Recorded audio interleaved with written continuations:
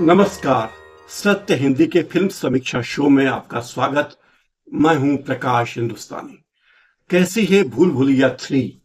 जैसा कि होता है, फिल्में दो हिस्सों में होती है, लेकिन ये फिल्म कुछ ऐसी है कि इंटरवल के पहले थोड़ा कमजोर हिस्सा है।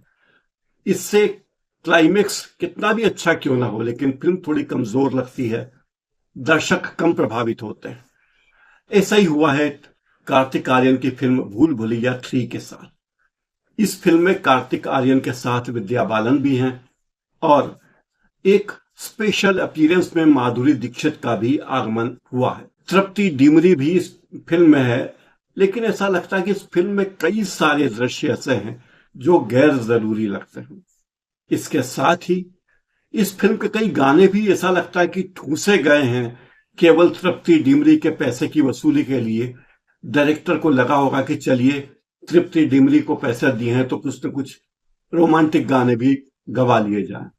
इसी वजह से फिल्म का क्लाइमेक्स अलग होते हुए भी, बहुत घुमावदार होते हुए भी, फिल्म उतनी प्रभावित नहीं करती।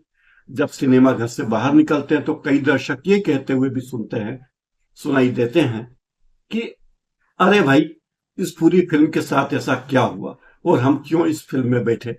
लेकिन भारत के हिंदी फिल्म दर्शकों के बारे में कुछ कहा नहीं जा सकता। उनको वे फिल्में भी पसंद आती हैं जो आमतौर पर फिल्में पसंद नहीं की जाती। लेकिन मसाले इस फिल्म में सारे हैं।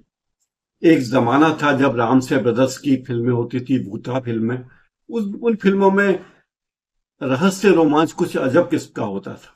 भूत होता था लेकिन नहीं होता था, भूत होता था दिखता नहीं था, दरवाजा खुलता था तो चिर्र की आवाज होती थी, लालटेन जलते बुझते थे, पर्दे हिलते थे। वो सारे दौर खत्म हो गए।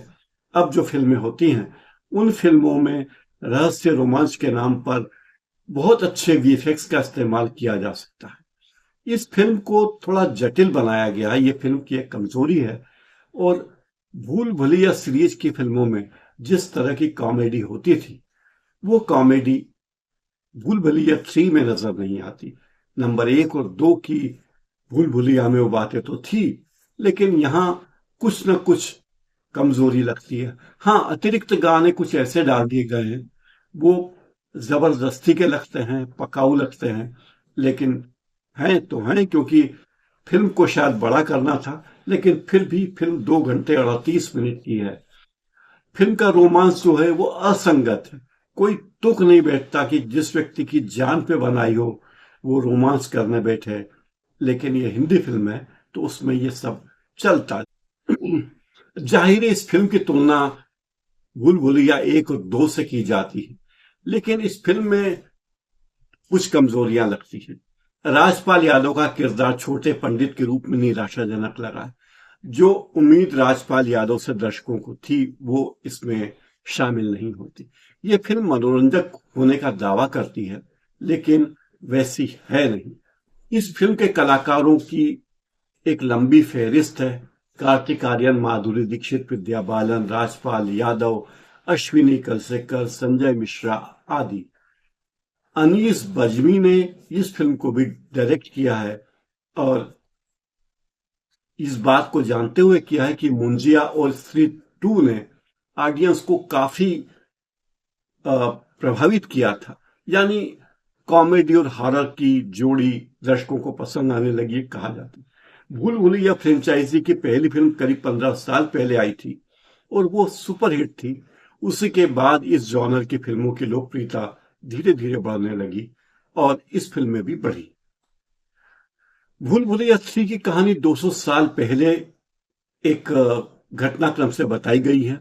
रक्तघाट के शाही वंशज का वर्तमान रूहान बाबा यानी कार्तिक आर्यन से कुछ शक्ल मिलने के कारण यह लगता है कि वो उनके वंशज हैं, ये कहा गया।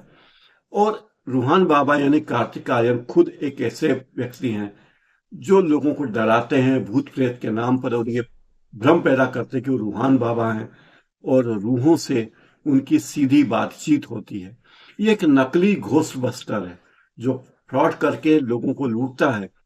और जब वो विजय राज और राज पुरोहित को ये इस विश्वास में ले लेता है कि उस महल में जिसमें मंजूली का और अंजुली का रहती थी, वहां उनकी आत्मा भटक रही है और वो शाही घराना उस पुराने महल को या किले को बेचना चाहता है, तो वो बेच नहीं पाता।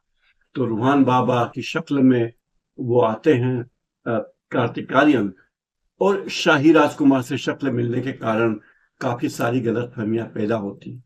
यानी वही बात है, शाही घराना, रक्सपाट, राजा, दुर्गाष्टमी, भूत, प्रेत, चुड़ैल, रूहों का एक दूसरे में घुस जाना। यानी कहानी का कोई सिर पैर तो है नहीं, ऐसी फिल्मों में कोई सिर पैर नहीं होता।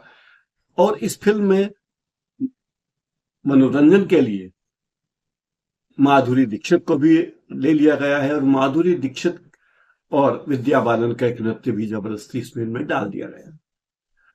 जिस हवेली या महल को श्राप मुक्त करने के लिए रूहान बाबा यानी कार्तिक आर्यन आते हैं, पता चलता है कि उनके साथ ही खेल हो जाता है। और जब अंत में कहानी का राज खुलता है तो इतने सारे ट्विस्ट इस फिल्म में दे दिए गए इंटरवल के बाद कि दर्शक कंफ्यूज हो जाता है, और इसीलिए वो अपनी कुर्सी से उठता नहीं है, उसे लगता है कि पता नहीं आगे क्या हो जाए।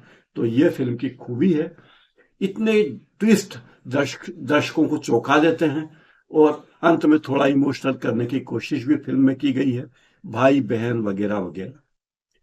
वीएफएक्स के इस्तेमाल से डरावने दृश्य काफी दमदार हो गए हैं।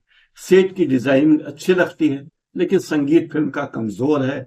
अचानक से पॉप अप होते गाने थोड़े अटपटे लगते हैं। आमीजे तोमार गाने में माधुरी और विद्या बालन का डांस थोड़ा पसंद किया गया है। और फिल्म वालों की चतुराई देखिए, उन्होंने माधुरी दीक्षित और विद्या बालन के इस गाने का एक पब्लिक अपीयरेंस भी कर दिया है, ताकि मीडिया में चर्चा रहे कि विद्या बालन और माधुरी दीक्षित किस तरह के गानों में आती भी है। कुल मिला के अगर आप एक ऐसी फिल्म देखना चाहते हैं जिससे काफी प्रचारित प्रसारित किया गया है, मार्केटिंग की गई है, लेकिन उसमें बुद्धि का इस्तेमाल नहीं करना है, तो आप ये फिल्म देख सकते हैं। आप तभी इस फिल्म को देखने जाइए जब आप बुद्धि को अपने घर पर रखकर जा सके। फिल्म को सितारे तो देना ठीक नहीं है, क्योंकि सितारे तो दर्शक खुद देते हैं, लेकिन मार्केटिंग के सहारे फिल्म चल गई है, ये बात जरूर कही जा सकती है। इस कार्यक्रम में फिलहाल इतना ही।